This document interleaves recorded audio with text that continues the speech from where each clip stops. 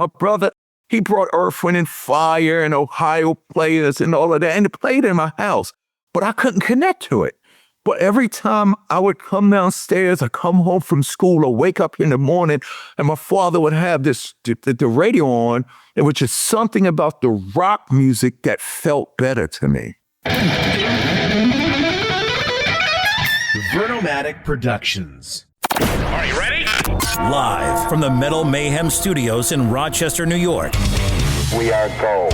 We are gold. And heard around the world by metalheads just like you. This is Metal Mayhem ROC. Heavy metal music. Your weekly dose of metal music, interviews, album reviews, news, and more. Want to be part of the show? Send us a message through our website, metalmayhemroc.com, or hit us up on Facebook and Twitter. Search Metal Mayhem ROC. It's getting nice and heavy. Now, welcome our hosts, John the Vernomatic Verno, and direct from New Jersey, Metal Walt.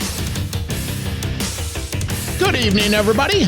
Hope you're all doing well, staying safe, and most importantly, staying healthy. We got a great conversation lined up for you tonight, and this one really lives in the details. My co-host Metal Walt took the lead on this one, and something he's been working on for quite a while. Walt, set this up for us. You know, when most people hear the name Darryl McDaniels, they think legendary rap and hip-hop icon, and rightfully so, right? But what's always fascinated me is his deep connection to rock and metal. And you see it from time to time. He's always wearing the AC/DC t-shirt on TV and that kind of thing. This conversation was more than 2 years in the making. And it goes back to a time where I met him at a show at a club in Jersey. And, what we're about to hear isn't somebody casually geeking out over music. It's Darryl explaining how rock was in his blood from a very early age growing up in New York City, and even before Run-DMC, and how that appreciation for rock helped shape what that group eventually became. You know what? He's got a single he's promoting, right? That's why we're here. But his passion is very much in the rock music. His energy was really infectious and genuine, and I really love this conversation. You know what really stood out for me in this conversation was, as a radio guy, I loved hearing him talk about, as a kid, tuning into WABC in New York, discovering bands like Zeppelin and Sabbath, for the first time. Man, that's just gold. I love that kind of stuff. All right, let's get into this interview. Darryl, welcome to Metal Mayhem ROC. How you doing today? Thank you. Thank you for having me. Doing really, really good. I'm so excited to be here. And by the way, I love reading your interviews and listening to them. Thank you. Yeah, listening to them, when I'm driving in my truck, I put it on, and really, really, really good.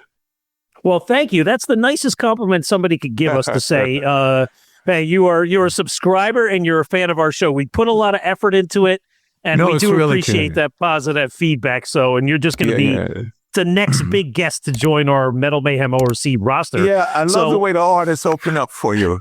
It's real. It's real. Well, that's great. Thank you. So, Darryl, before we jump in, I want to set the tone for this conversation. Obviously, for the general public, and your name is instantly connected to Run-DMC, and rightly so, right? I mean, you guys are groundbreaking pioneers of, rap and hip hop, but maybe what not every listener knows or fan knows is how deep it is that you have a love for rock and hard rock and metal. And, for a fan like me, I've watched you through your more recent years, whether it's TV appearances or being on the news promoting your product in an AC/DC or a Ramones t-shirt. Right. And it's clear that rock music is part of who you are. So today I want to lean into that side of it. Okay. And especially when you got some new music coming out, and I want to put all of these threads together. All right. Okay. Yep. All right, so let's go back to your beginning, Darryl. Mm-hmm. Let's say your childhood and your musical upbringing. Like, before anybody knew you as DMC, like, what did music sound like in your household? Well, that's a great question, Matt, because my parents' music, James Brown, Aretha Franklin, Marvin Gaye, Al Green. I'm a kid, right? That's from my parents, rest in peace. They are always cool. But my parents was younger, 20, 30, 40. That was playing in my house all the time. Me, I'm a kid. I didn't have music. For me, it was comic books. Marvel comic books. Stan Lee, rest in peace, he's like a god to me. So I'm this little kid, and in my house, the soul music's playing. But I'm a kid, I care nothing about it because, Al Green, Aretha Franklin, and Marvin Gaye, they singing about sex and love. I don't care about girls. I care about comic books, AFX cars, Apollo 5-speed bicycles, cartoons, and the black and white 1930s monster movies, Boris Karloff, Lon Chaney Jr., Bela Lugosi, Evan Costello, all this stuff as a kid. But it wasn't till I would say late 60s, early 70s, there was always the soul music station, which was the black station. And then you had the rock station and the folk rock station, which was the white station. So my father would go back and forth to both because he would listen to, Dylan, Crosby, Stills, Young and Nash, all of that. But a phenomenal thing happened in the 70s, 77 WABC. Dan Ingram, Harry Harrison, they played the black and white music together. So you would hear, the Stones, and you would hear Bob Dylan, Joni Mitchell, and all of that. But you also hear Al Green, Marvin Gaye, and Aretha Franklin. But me being a kid, I cared nothing about soul music. I cared nothing about afros and dashikis, nothing about it. But once I started paying attention to 77 WABC, I started hearing the Zeppelins and the Doobie Brothers and Procol Harum. And there was something about the rock music that I was attracted to for two reasons. Number one, the drums and the guitars were louder and stronger than funk, soul, and disco. And it was like superhero music to me. Gang, gang, and the voices. And it just had all of this energy. So I was attracted to that. The other thing that attracted to me, outside of people like, Gil Scott-Heron, Curtis Mayfield and stuff, a lot of the rock songs, heavy drums and guitars, they would talk about stuff like presidents and governments. And I'm talking about people like John Fogerty, Neil Young and stuff like that. So as a kid, I'm like, oh, I know that in social studies. They were saying stuff like that. But the thing that attracted it to me was the power of it. So I'm this little superhero kid. So I started paying attention to the radio more and more and more. So my roots, or I guess inside me, there was a spirit that connected with the sound or the vibration of the rock more than the soul. Like my brother, he brought Earth, Wind and Fire and Ohio Players and all of that, and it played in my house, but I couldn't connect to it. But every time I would come downstairs or come home from school or wake up in the morning and my father would have the radio on, it was just something about the rock music that felt better to me. Do you remember, let's say, the first song that really was like, oh my God, this is my song. I got to go buy the 45 or the album or the cassette. What was your first rock artist that got you going? It was whatever. I didn't even know who they were, but I just knew, and it probably had to do with superheroes. Black Sabbath, Iron Man. It was just like, I thought they were singing about Iron Man. Because I was in a comic book since I was a kid. And like I said, I didn't have a theme song. And then it just became everything from Led Zeppelin, Black Sabbath, Judas Priest, hugely attracted to me. So, and it was all radio. Because remember, I'm a kid. I'm still a kid trying to figure out life. It was all radio. But then in 76, I would think it was, something else amazing happened. When I first started hearing hip hop, I didn't care about the rappers that was rapping over the disco samples. Because in early days, hip hop would sample disco and funk and R&B because they always had bass lines. But then when I started hearing the live tapes of, like Grandmaster Flash, when I would hear Kool Herc, when I would hear Africa Bambaataa in them, I started hearing, I didn't even know it was Walk This Way. I just knew it was a song with the drums and the guitars, but da-na-na-na-na-na-na-na. So the thing that really made me become a king of rock, like I did on the record, was people don't know that in the early days of hip hop, before Rappers Delight, when you saw a live DJ, in those crates was disco, funk, and R&B, rightfully so, and jazz.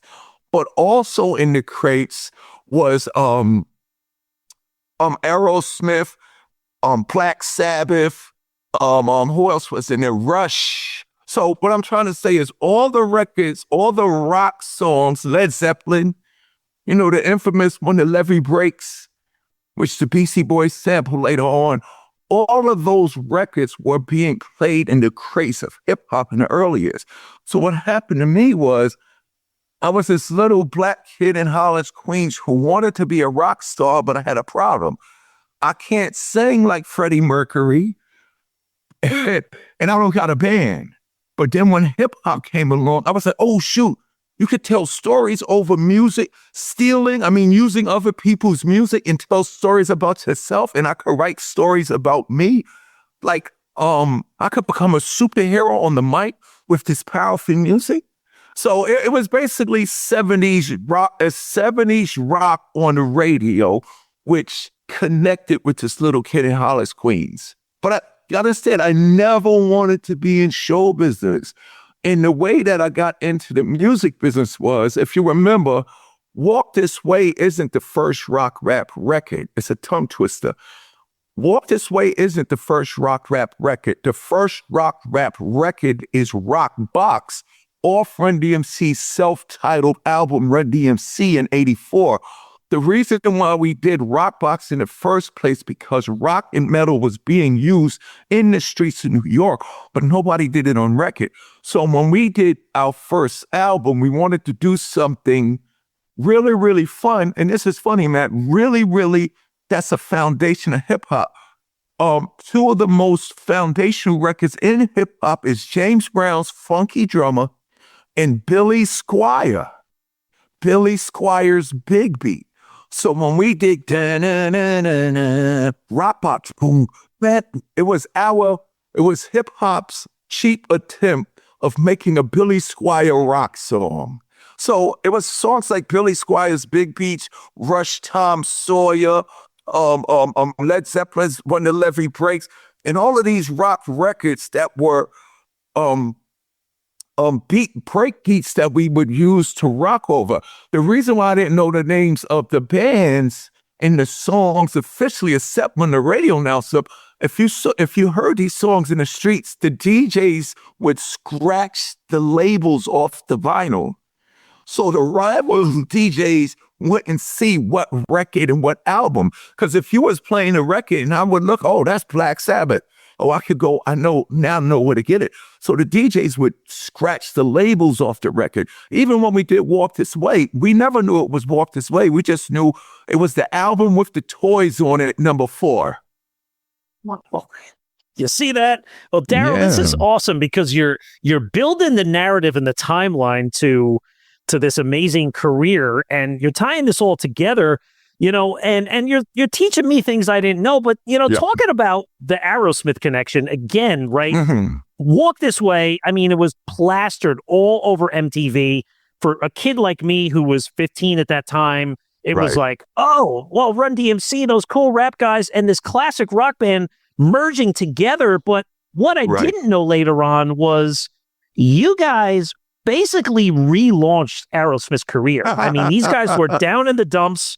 They were, whether they were still, dealing with their demons, or they were in recovery, or they were mending fences, or trying to get sober. I don't know what it was. Right. But in addition to it starting a movement, which I agree, maybe it was during Rockbox, but it did relaunch their career. Started it, Rabbi. Rockbox was the seed. So take us through this whole experience. Yep. Meeting Steven and Joe, doing the video, and kind of, how this collaboration, it provided it exploded into other worlds that would come down the line. It gave birth to Korn, Limp Bizkit, Rage Against the Machine, Sum 41, Blink 182, all it, and they'll tell you that, yes, it did. Now, don't get me wrong, they were already doing it. But Walk This Way was the permission. You can do it, because Walk This Way literally knocked down the walls that was separating the genre. I've been to every country. Well, not every country. Since '86, every country I've been to. I've been to South Sudan. I've been to Russia and Ukraine. When I got there, it's great people in all those countries, and music is so beautiful. I played Ukraine. I played Russia.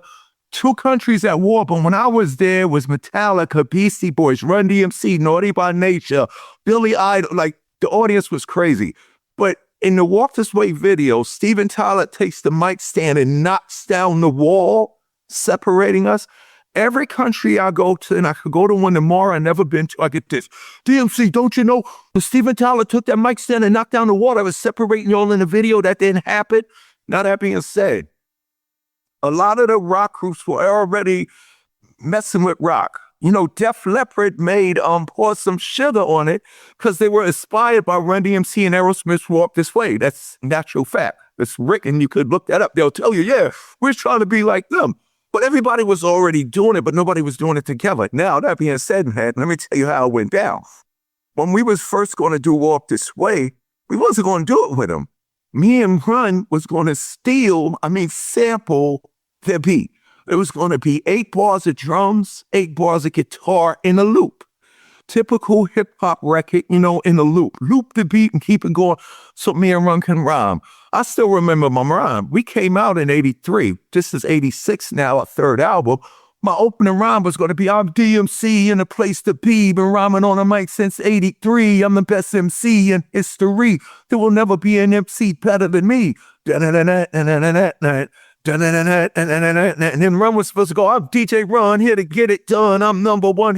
Typical Run-DMC stuff. Rick Rubin, who happened to be our producer at the time, he comes in the studio, sees us sampling the record, and he goes, hey guys, the typical Rick Rubin Zen approach. Hey guys, you guys should do the record over.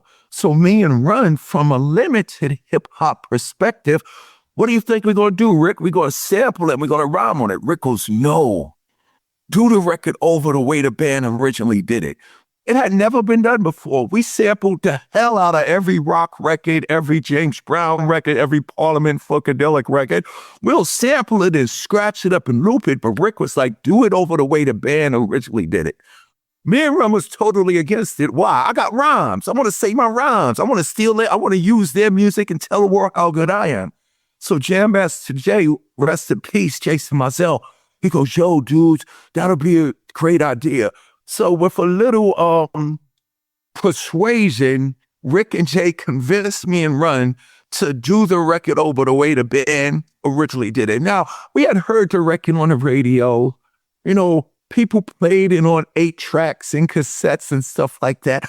We've heard it on the hi-fi stereos at, different people's houses. And like I said, what people don't realize, when I was growing up in the Black Hood in Hollis, I would go over my friend's house and their uncles, Skippy and Dwayne and Bernard. These are black dudes in the hood, but they would throw on some Judas Priest.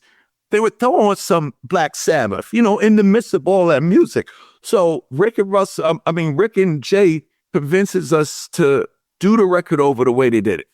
While we were doing that, Rick took it a step further. While me and Run were learning the actual vocals to the record, Rick calls Boston and says, hello, my name is Rick Rubin. I know you know who Run-DMC is. We're doing your record over. Would you like to do it with us? Now imagine you're on the receiving end of this call. And you go, who is this? Come again. My name is Rick Rubin. I know you know who Run-DMC is. You've seen him on MTV. We're doing your record over. Do you want to do it? So when it got to Steve and Joe's ear, who were in the studio, by the way, working on that phenomenal record album, Dude Looks Like a Lady, it was phenomenal. But there was no way in the world, let me repeat this. There was no way in the world for Aerosmith to come back. They could have spent a $30 million promotion and marketing. They were gone. Nobody cared. Messed up shows, drugs, everything. We didn't know that. We just said, we like the record. But Rick Rubin gave us the 411 on the group. How great they are, but they are effed up right now. And once me and Run heard that, I use this as a joke now. I say this, Aerosmith was so far gone, that they could have made a record with God, Jesus, and Moses, and nobody would have cared. Yo, Aerosmith got this record. That's how far they go. Steve and Joe were humble enough to go, yo, we know about those guys. We like what they're doing. Yeah, we'll do it. So Rick brought them to make the record with us. That was the game changer. And it worked because the spirit of their music, that we rapped over their beats and music. We heard their music on the radios all our lives. You know what I'm saying? And it was different interpretations of the same feeling. So when they came in and we came in to do the record, number one, it's got to work because it's their song. Number two, it's going to work because we're not, like, if me and Ron would have just did it ourselves the way they did it, you would be telling me, Matt, oh, D, I remember there was a song on your record where you did an Aerosmith song on. That's what it had the effect. But the fact that we did it together touched everybody who heard it or saw it on MTV, because you saw the two generations coming together. Black people and white people, rock and hip hop, 74 and 84, 86, you know what I'm saying? You saw the whole generation. And it was the show and tell that showed that it worked. And you could talk to every musician. Dude, that was a game changer. Like, everybody was already doing it, but the fact that we did it with them, and what Aerosmith didn't know, that, like, we had to tell Stephen, yo, before Rappers Delight ever came out, I've been rapping over your music. And it was like, what? There's footage of Jam Master Jay teaching Steven Tyler how to DJ and scratch with his very own record. Wow, that's an amazing history story on that period of time. Darryl, I guarantee there was probably fans at that time that said, Walk This Way is a Run-DMC song. Like, how many people said, oh, that's the Run-DMC song, right? I mean, in a sense it was, but it was, right? They identified it as that. Your guys. Yeah. But here's what happened. Remember when we dropped the Raising Hell album, the two singles off the Raising Hell album was My Adidas and Peter Piper, two Run-DMC hip-hop songs. So when our label and management sent their first singles out off the album, they said, My Adidas and Peter Piper out to all the radio stations, all the black stations. But here's what's crazy, Matt. They sent Walk This Way. It was white labeled. You know the term white label? You send a station, it's just a white thing, a black label says Run-DMC Walk This Way. So to all the black stations, they sent the white label Run-DMC with our first single. And to all the rock stations, they just sent the white label. And here's what happened. When all the DJs, people out there, y'all gonna know DJ Red Alert, one of the legendary DJs in New York City during the rise of hip hop, and Mr. Magic. So when they got it, they played My Adidas and they played Peter Piper, but they also played Walk This Way. The reason why Red Alert, a black hip hop DJ from the Bronx who started hip hop with playing Walk This Way, Run-DMC's version, he already knew it because he's a DJ. He dug in it crazy. He knew every song on the whole album. So when he wasn't afraid to play it. But on the Boston radio station, the Boston radio goes, hey guys, I know you know who Run-DMC is. You know, the guys that made Rockbox, King of Rock, the guys that got hip hop on MTV. I just got this test pressing of a Run-DMC song they did with our hometown heroes, Aerosmith. I'm going to play it, and then I'm going to take your calls. So they played Run-DMC's version of Walk This Way. I forgot what station, the biggest station in Boston. And they opened up the phone lines, and it was 80-20. 80% of the Boston rock, holy grail, religiously rock heads was like, yo, we love this. This is great. Even to the point, yo, we kind of like this better than the original. But Matt, there was 20%. This is blasphemous.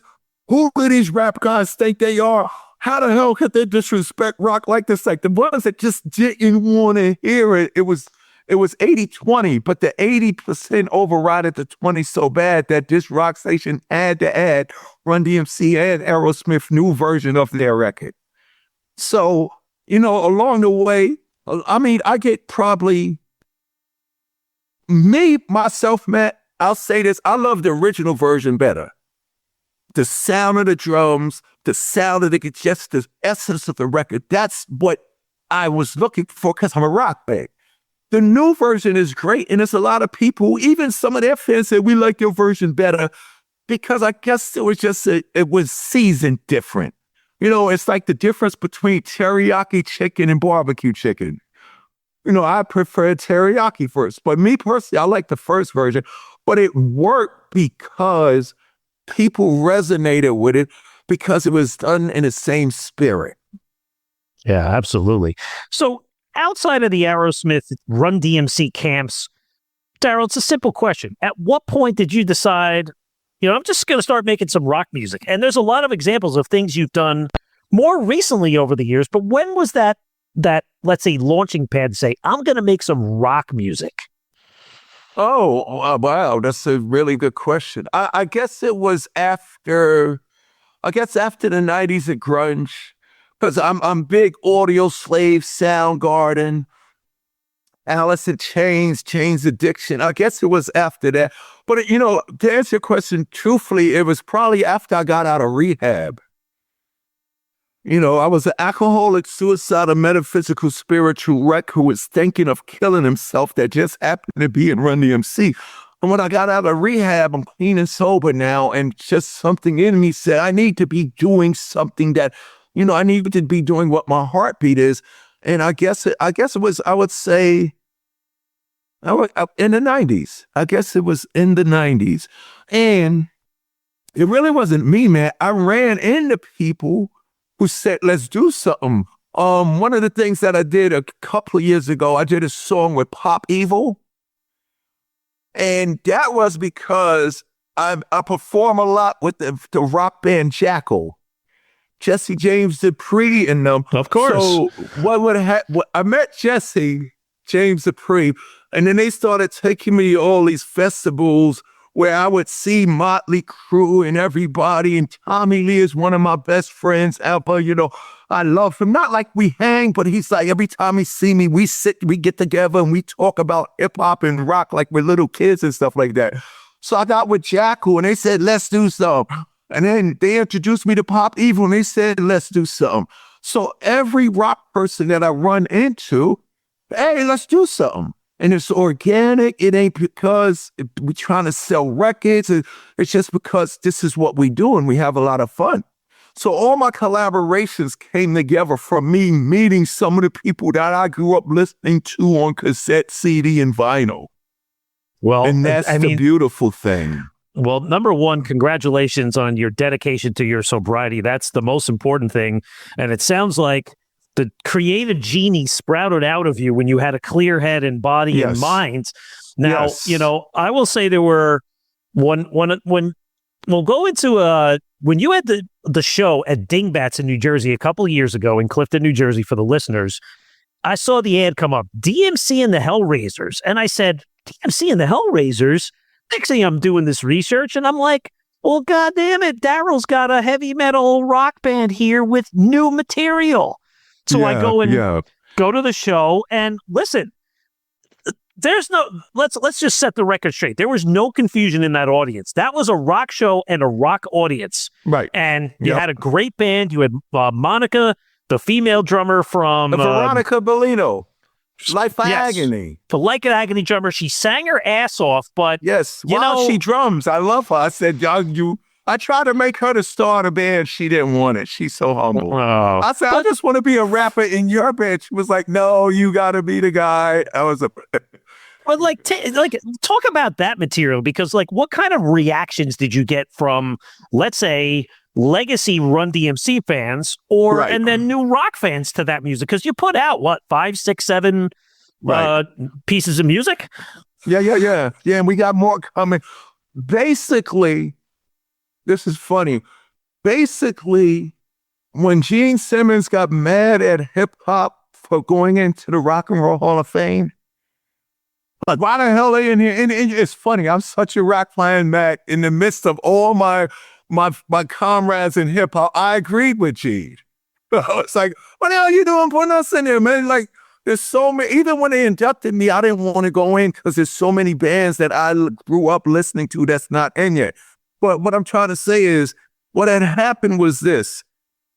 When it comes to Run-DMC, people don't realize that all of our hits were rock songs. That's why Rage Against the Machine, Cypress Hill, Limp Bizkit, Sum 41. I met Derek and I'm from Sum 41, and it wasn't Walk This Way. Sum 41 told me they were little white kids growing up in Canada, and when they saw they were kids. When they saw the King of Rock video on MTV in 85, they all ran simultaneous to the parents. Mommy, we're starting a band. They didn't start a rap, they started a band. But what I'm trying to say is all of my songs, the majority of my songs, we got out in my Adidas, Sucker MCs, it's like that. But all of my big hits are rock songs. Let me run it down to you. Rockbots, 1984, first hip hop song on MTV. And that wasn't a remake. It was Eddie Martinez who was playing with Quiet Riot. Look up Eddie Martinez. He played with some of the greatest legendary rock stars. Our producer at the time, Larry Smith, was a bass player in a funk band. And I found out all the musicians know each other. So when we needed a rock guitar player to come, we didn't want to sample nothing, so Eddie came in and played. So Rockbox 1984, first hip-hop video on MTV, which gave us kind of an advantage to get in because it was a rock song, but it's me and one rhyming. I couldn't wait to demonstrate all the super deaf rhymes that I create over rock and metal. 1985, we did a song. I had a lot of guts at 15 years old when I was writing these rhymes. I was like, when I walk in the room, Elvis Presley's going to get up off the throne and let me sit down. When I see Mick Jagger, he's going to move out my way. I am the King of Rock. When we did the King of Rock with Larry Bud Melvin from the David Letterman show at the front door of a Rock and Roll Hall of Fame museum telling us we can't get in, what did I scream at him? I'm the King of Rock. So you got Rockbox, you got King of Rock. Now we move into the third album, Raising Hell. We got Walk This Way with Aerosmith, but even Tricky. My Sharona. Also, coming home from school as a kid, I don't care if you're black, if white, I don't care if you live in Manhattan, I don't care if you live in Jersey or Long Island. All of us from that area come home from school. Bugs Bunny, the Flintstones, the Brady Bunch, and the Monkees is on TV after school. We have a song called Mary, Mary, Why You Bugging? So my transition into the rock isn't a transition into rock. I've always been making rock records. I am the King of Rock. It's just that I can't sing and I don't have a band. But now, after all of these years of practice, after being able to open for everybody from ZZ Top to Lou Reed, I'm like, you know what? I want to go make what's really in my heart. So it wasn't like a transition. And like I said, I ran into somebody that knew Veronica. And, Veronica, she played with Richie Sambora. Who else? She played with Jeff Beck.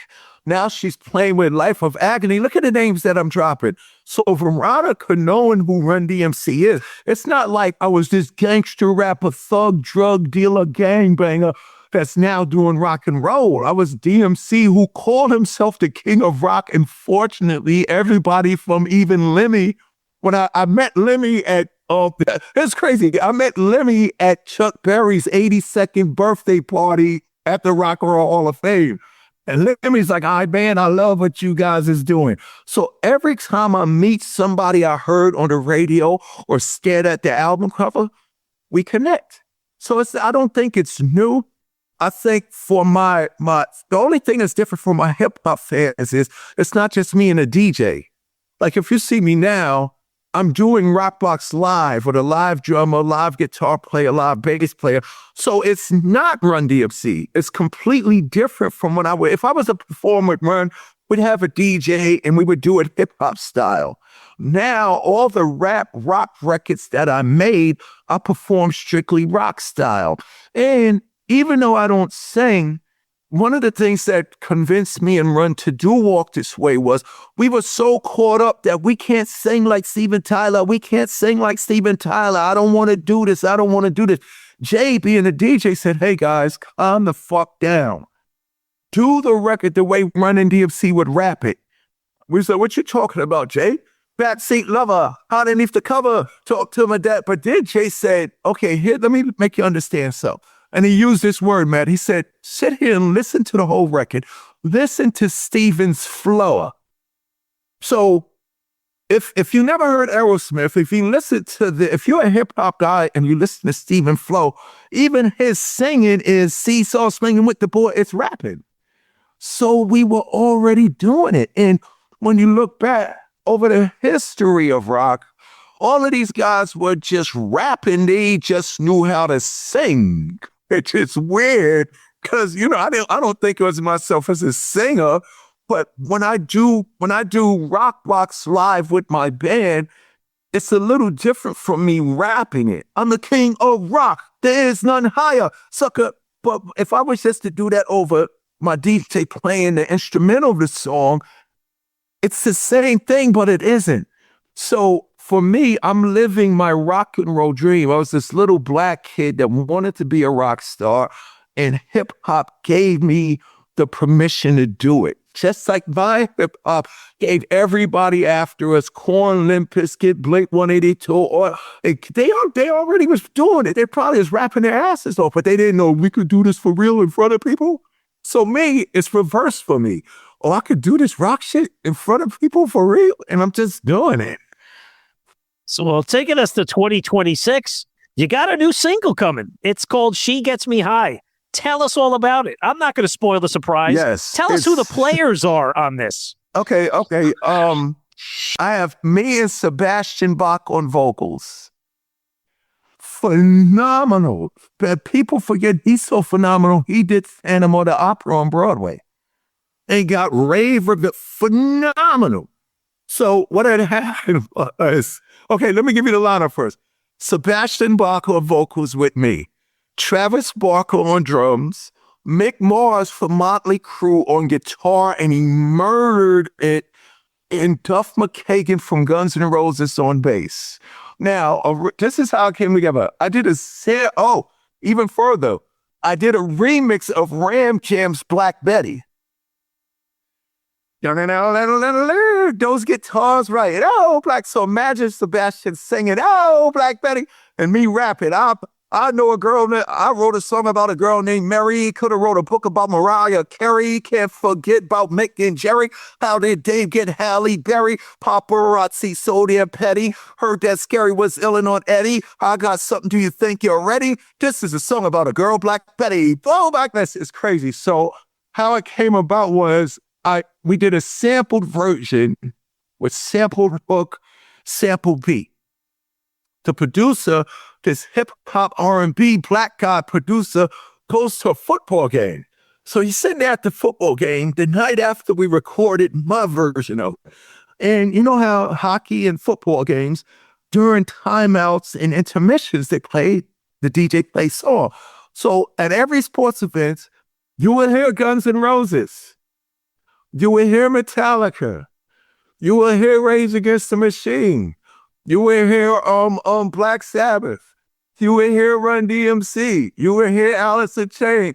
And then at this particular one, he heard all of these guys. He heard Travis music. He heard now hold up. Let me just say, we wasn't thinking of getting these guys, but he hears Travis music, he hears Duff music, he hears Mick music, hears my music, and then after all of that, he hears the Black Betty song that we just sampled in the night before. So he comes home. He walked this way, and I was like, I know, we got to do it live. So Mac, this is how this came together. I go to this event for MTV, and people are walking around the event going, he's brilliant. He's one of the best voices ever. This and that. He did Phantom of the Opera. And every time I would look in the green room, it was Sebastian in there. You know, with his energy. He's, hey, DMC, what's up, my friend? What's going on? And Sonic saying, next time you see him, just go ask him, does he want to sing? So I go over to Sebastian to break the ice because we was doing this thing with MPD, and I just say, yo, Sebastian, what time is it? I just said, and he goes, dude, it's 2:00, dude. And Matt, I'm telling you, for a half hour, Sebastian Bach is telling me what he does at 2:00. So we sitting in, I'm telling you, usually we get into discussion about life and this and that. It leads into hip hop and music. And he goes, what you up to, dude? And I go, yeah, I got this idea for this song I'm looking for. So let me hear it. And I play him my version. He was like, dude, tomorrow in the studio, come to LA. I'm doing this. No management, no lawyers, no paperwork. He goes lay the vocals. And let me tell you something about Sebastian. He comes to the vocal session. He takes all the wires and does all the plugins for them. The engineer's sitting there like this. Me and the engineer sitting there watching Sebastian Bach do all the plugins. He goes in the booth, sets up the mic. Just a true story. Goes in the booth, sets on the mic, tells us to hit record. He goes in and does his vocals. He finishes it. He comes out the booth, sits down at the board with us, says, play it. We play the song top to bottom. He sits there and listens. Matt, it's the best thing I ever heard. He says, I got to go do it all over again. He goes back over in the booth. Now, the first version was spotless to me, so I think he probably heard something, from his professional rock star thing that has to be perfect. He goes back and does all the vocals over, comes back in. Now you can keep it. So now I got a sampled version with Sebastian singing live and me rapping. I swear to God, I go to a party. Travis Barker walks up to me. The first thing Travis says to me, this is our first time meeting. He says, DMC, most people jumped on a bandwagon will walk this way, but I was with you since Rock Box. You can ask my dad. And I don't know what to say, man. And I just go, well, and he goes, hold up. I wasn't going to ask him. He goes, D, if there's ever anything I could do for you, by the way, I got this song with me and Sabbath. Let me hear it. Send it to me tomorrow. 2 days later, I had the drums live. True story. Now look how I got Sebastian. Just meeting him. Look how I got Travis. Just meeting him. So now I got Sebastian and Travis. I'm at a meeting for Cologne. Now, I wasn't going to do Cologne. I just like to take meetings so I can learn what goes on in these, meetings. So I'm sitting in a meeting and the phone rings in the middle of the meeting. And the lady, she's trying to be polite to me. DMC, I don't want to dish you. I have to take this call. It's Mick Mars. I hear Mick Mars. Yeah, you could take that call right in. She said, you sure? Yeah. So she gets on the phone. Hi, Mick. I'm so sorry. I'm still in this meeting with DMC. And when she says my name, Mick goes, DMC? Man, I love those guys. And she goes, Mick, he's sitting right here. You tell him yourself. Mac, me and Mick get into discussion about hats. Because Mick always wear a hat. I'm like, yo, Mick, I love your hat. Man, I love the hat for being a discussion about that. And then Mick goes, DMC, man, if you ever want to do something with me, I swear to God, man, I go, by the way, I got the song with Sebastian and Travis. Oh, Travis, man, I love that guy. This and that. But I said, yeah, we did Ram Jams, Black Betty. Here's what you do. I say, he said, yes, I would love to do it. And I go, I'm in New York. I go, Mick, I'll bring you to New York tomorrow. He says, no, DMC, you get your ass to, this blew my mind. You get your ass to LA and I'll make Nikki Sixx give us his studio and we'll do it there. True story. I fly to LA.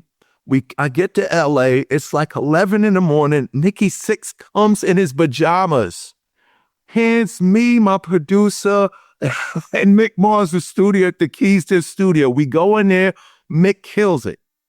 So now I got those three guys. Me and Sebastian, we excited about the song. We got to put this out. We got one problem, man.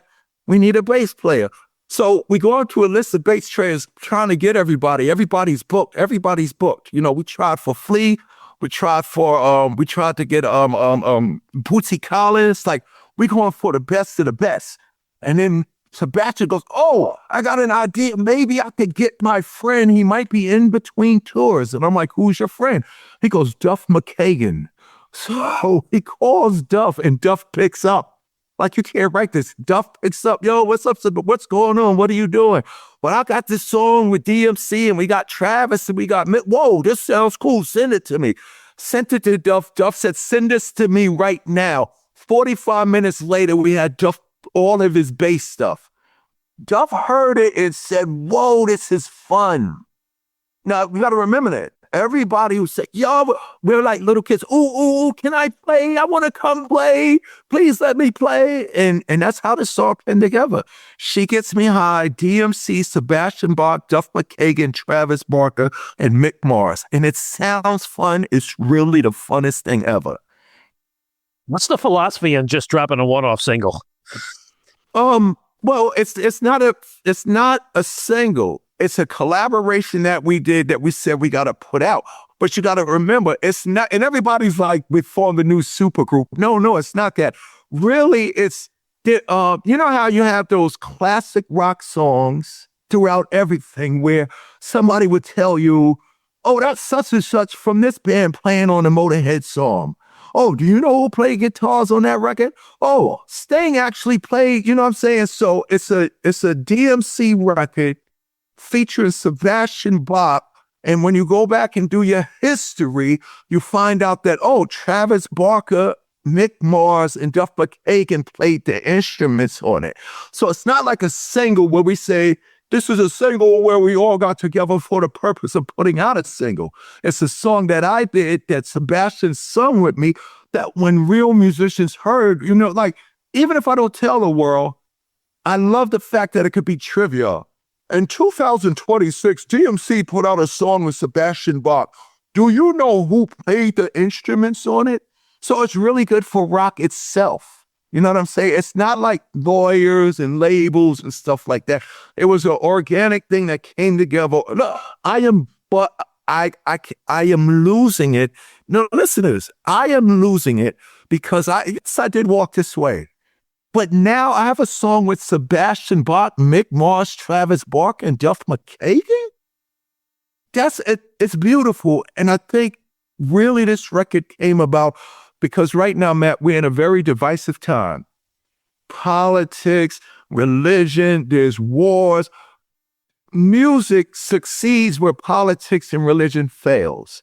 So if you really want to know what the beauty in this world is about, it's about Sebastian Bach, DMC, Duff McKagan, Travis Barker, and Mick Mars making a song together. And we're paying homage to one of the Black Betty, Ram Jam's Black Betty. Like if we shoot a video for it, we're gonna shoot it just like Ram Jams. We're gonna pick somebody's backyard and shoot it with the clothes hanging up on the clothesline behind us. You can come to my house in Jersey and do it, all right? Right on. Hey, DMC, you also recently you appeared on a song by Agnostic's front's Matter of Life and Death. I mean, crazy. Listen, these are New York hardcore royalty guys, right? Like, yep. What did this mean to you, being so deeply tied to that hardcore scene? Well, first of all, you know, Run-DMC, when we was coming up, punk was a big part of my upbringing. People forget this. You know, they look at rap as such a undermined genre, but people forget this. Okay, Rapper's Delight was cool, but at the same time, a punk band named Blondie made a song called Rapture. Blondie made a rap record rapping about Grandmaster Flash and Fat Fat Freddie Watt. If you would have came to New York in the 80s and you walked into a club, you go into the World, you go into Danceteria, or any of those early clubs, or you go into all the discos that closed that hip-hop took over. When you went in all those clubs, you would walk in and you would see Grandmaster Flash, Africa Bambaataa, Run-DMC, the Beastie Boys, the Ramones, Lou Reed, Basquiat, Keith Haring. Joey Ramone and them used to show up at all our early shows. When we was playing, we was just doing 2 cents. We ain't even have rock box. Every time we played New York, 83, 84, the Ramones would show up and the promoters would go, they were here again. And this is just for us like that Sucker MCs. 1985, we opened for Lou Reed in Lower Manhattan. We only had 5 records. We opened for them. But if you would come to New York City, we were all already together. Now, the thing that got me with Agnostic Front, now, you know Glenn Friedman, who did the legendary books, Fuck You and Fuck You Too, where he documented all the funk band pictures, all the Run-DMC pictures, all the Beastie Boy pictures. The same time punk and hardcore was going on, hip-hop was going on. We all knew about each other. CBGB's was right down the block from the World and Danceteria. But what had happened, and this is how people don't know how so far we connected. When I said, in the Walk This Way video, when Steven Tyler knocked down the wall that was separated us, I was watching Agnostic Front's documentary, The Godfathers of Hardcore, which came out a couple of years ago. The documentary is called The God. Mac, you could look now for every scene in the Agnostic Front's documentary, hardcore, Godfathers hardcore, from beginning to end, you could take them out, every word that they're saying, and you could put a hip hop person in. The scenes of them in the basement, the rebel, the out, everything they said that I saw Agnostic Front talking about in their documentary, I could have said word for word. So I had a friend who said, oh, I know those guys. So you know me, Matt, yo, can you get them? I want to go make a rec with them. I was about to go to Vinny Stigma's barbershop in the Lower East Side when somebody talked to Roger and said, Roger, DMC's looking for you. He wants to do something with y'all. Roger gave that friend my number, and then we went into the studio, sitting around him, talking to him. It's almost like we grew up together. It's almost like we did the same thing, and I think the real connection is this is hardcore original New York, not Disney New York after Giuliani. This is 42nd Street. This is Staten Island. This is the Italians. This is the Jamaicans. This is the black hip hopper. This is New York. So that's why that worked so good. But the reason why I think it works so good is, like I said, I was watching their doc. Everything they talked about, what they were going through, exactly happened to me. And they just said, yo, let's go in the studio and do a record. It's a sick video. It's very aggressive. And Yes. it's like a little mini, almost like a mini movie there. So Yes, pretty badass. For sure. Yeah. It's very, well, their music is very cinematic. Yeah. Like when I listen to all their albums, it's telling a story. You get visuals with it. So they wanted to do something that was going to complement what we were. We wanted to do a video that complements what we do. Now, it wasn't like we're getting together to make an Agnostic Front hardcore rap song. No, we just got together to make music. And everybody's just doing what they do.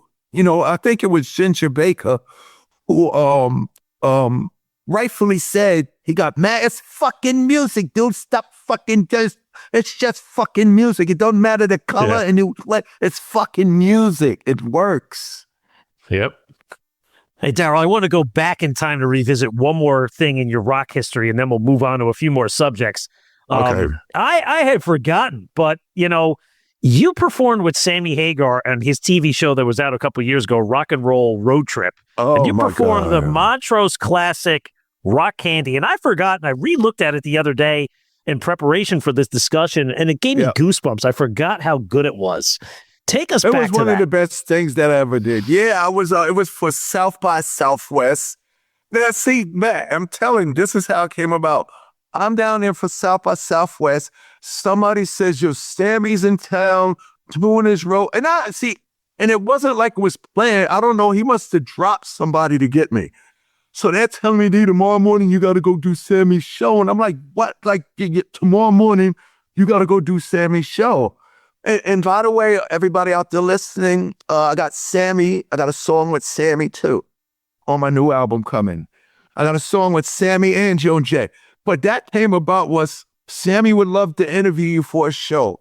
So I go to his show. You seen it. We just hit it off. And then he goes, yo, let's do something together. And, it was all off the cuff. Like, he said, you got some bars?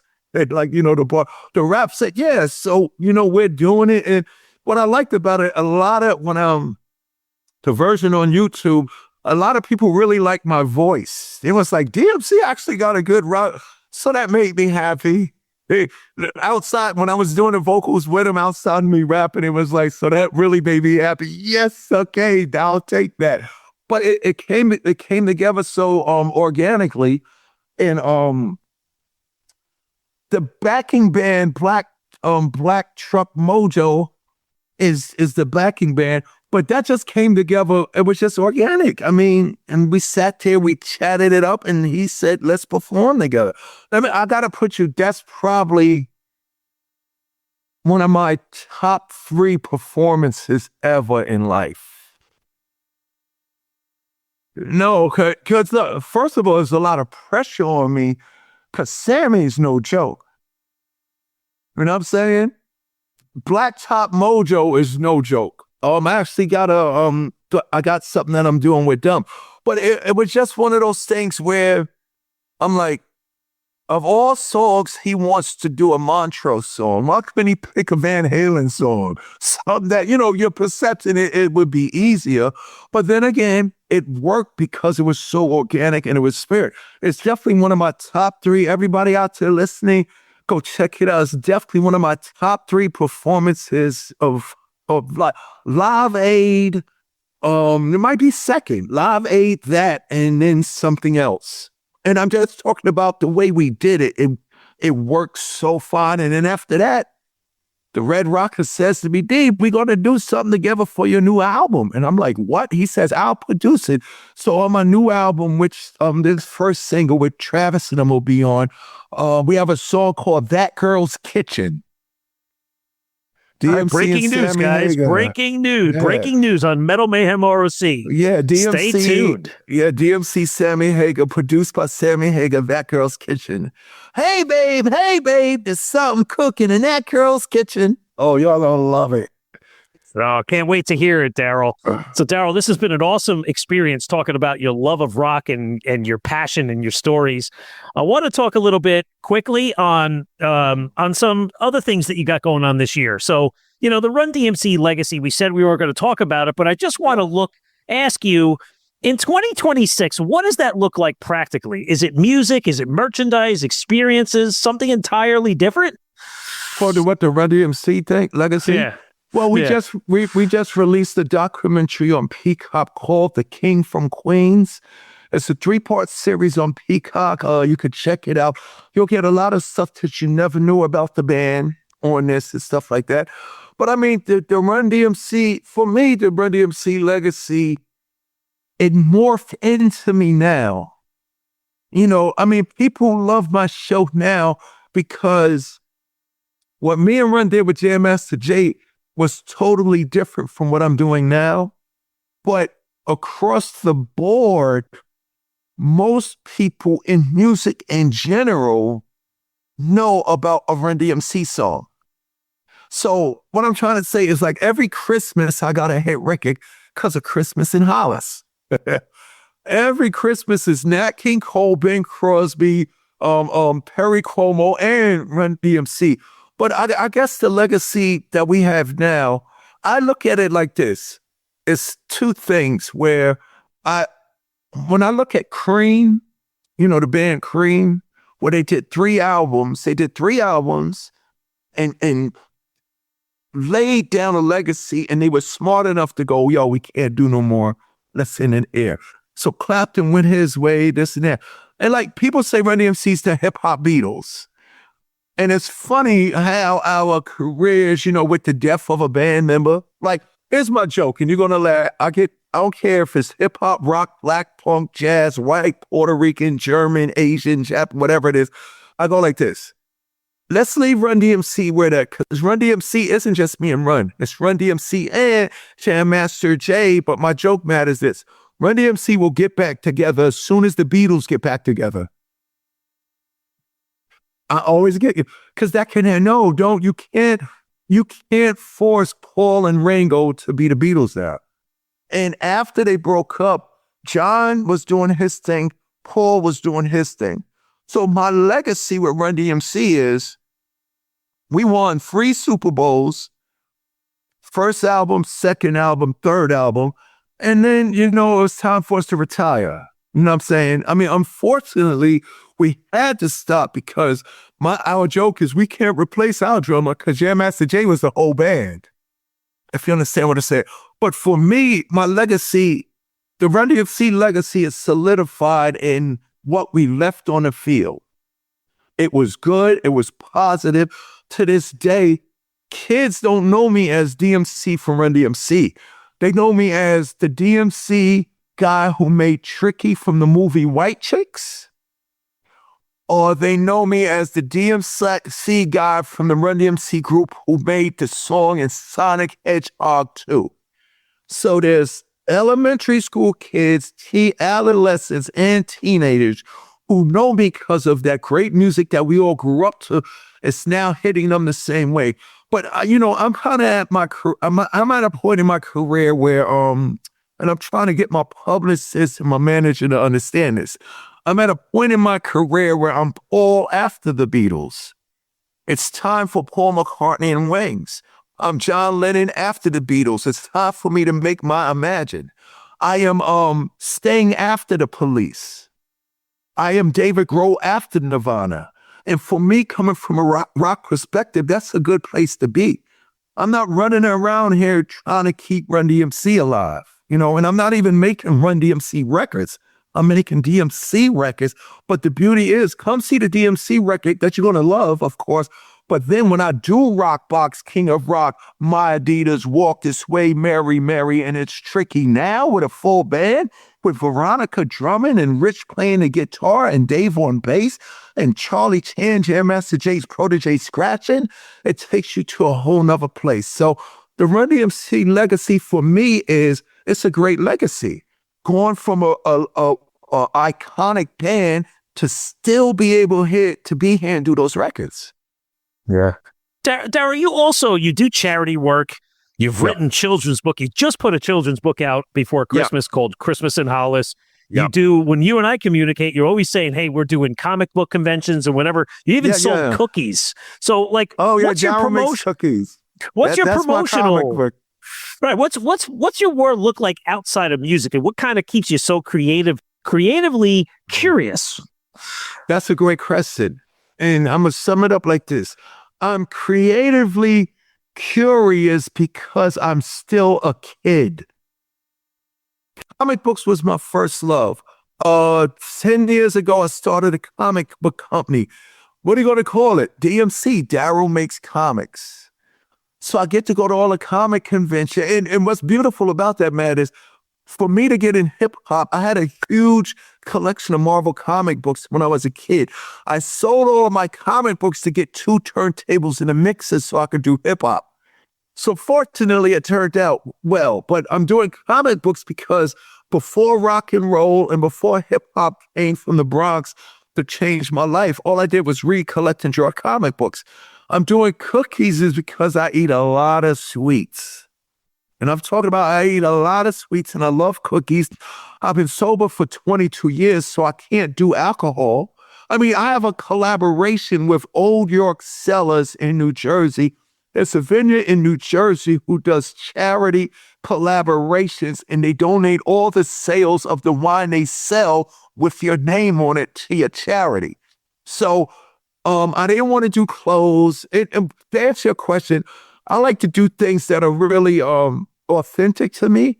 Comic books, cookies. My next venture, I have a collaboration with Paper Planes Coffee in Montclair, New Jersey. They have a wonderful coffee shop. So they did DMC coffee. This is brilliant because hip hop is about mixing and collaboration. So they did a collaboration with DMC. They created a DMC coffee. It's a blend of Dominican, Mexican, and Colombian beans in a coffee. So everything that I'm doing is bringing people together. And man, I didn't think I was able to do any of this stuff, but everybody who I collaborate with tells me, D, you're prepared, you're ready to do it. And I go, what you talking about? You're doing the same thing you're doing all the things that you're doing now. You're doing the same thing that you've been doing with music for 42 years. And I'm like, what's that? Inspiring, motivating, and educating while I entertain. I was like, oh, I didn't think about it like that. So comic books, cookies, coffee. My next venture is going to be Darryl Makes Chocolate. I'm going to do candy, chocolate candy. And then, because my mother's known for, Christmas time in Hollis, Queens. Mom's cooking chicken and collard greens, rice and stuff and macaroni and cheese. So I'm getting ready to do Darryl Makes Chicken. It's going to be fried chicken and grilled chicken with my mother's macaroni and cheese. And it's going to be DMC, Darryl Makes Chicken, and D's Macaroni and Cheese, DMC. So everything that I've been doing and everything that I'm doing now just falls into me. And people can respect it. Number one, it's positive. It's good. It's authentic. Like I said, I was going to do a sample version, and even the producer said, D, man, you need to get somebody to play the music live. You know, the way anything that I do, I salute it and I celebrate it. And it's just everything that I do is just a part of all of us. Like, I'm sitting in front of you. I'm not just hip hop and heavy metal and rock and my Adidas. I'm the Brady Bunch. I'm the Flintstones and the Jetsons. I'm the past and the present. I am the Munsters. I am the Addams Family. You know, I remember opening for Neil Young in 85. And at first, Matt, we didn't want to go. I mean, not Neil Young. We opened for Lou Reed in 1985 in New York City. And we didn't want to go. So Lou let us open. He gave us 15 minutes. And Matt, the whole performance, his main hardcore fans, this is a great Lou Reed story. We played some little venue in New York City. It was 80-20 again. 80%, yeah, we heard about the Run-DMC guys. We like them. And you gotta understand, Matt, we had a point where they thought hip-hop was going to die like disco. It was, rap will be around for maybe 3 years and then it'll be over. But during the whole performance, it's me running Jay on stage at a Lou Reed concert, and about 20% of his fans, Matt, was doing this to us. As we were performing, to the point, Matt, this is funny. Me and Run are up front rhyming, and you can hear the audience members talking to me going, Darryl, fuck you, Run. We know y'all can hear us, fuck y'all. But here's what happened. We had two options. Keep playing or run off stage in disgrace. Let's do our records and leave. So we sitting in the dress room. The security comes, yo, Run, DJ, you gotta come, you gotta hear this. What you talking about? Lou Reed is on stage talking about you. So before Lou did his set, and this is funny, I remember this day like water. I remember this day like yesterday. I was in Whole Foods here in Boonton, New Jersey, where I live, in Parsippany, where I live at. And it was a worker that was actually at this show. And he said to me, yo, that was fucked up the way the audience treats you. But it was great what Lou did. Before Lou did his set, you know how Lou Reed talked? He said, before I do my show, I just want to address all those people that was booing and had their middle fingers up at Run-DMC. And it was like the father talking to the kids. Lou said, if you're doing that to them, you're doing that to me. He said, I was just like them. I was trying to figure out what instrument to use. I was beating on pots and pans. I was experimenting with everything. So what these guys are doing, I started like that. That's how I got here. So don't never do that again. It was almost, we're sorry, Daddy. We didn't mean to do that. But what I'm trying to say is Lou Reed stuck up for me. Stuck up for Run-DMC, even though, we say maybe, and what's the beauty about Lou Reed? Maybe we might not be here in 5 years. Maybe it would have ended. But Lou was saying, no, you got to respect what they're doing because they're doing so. And I'll never forget that day. We never talked about it. Nobody never asked about an interview.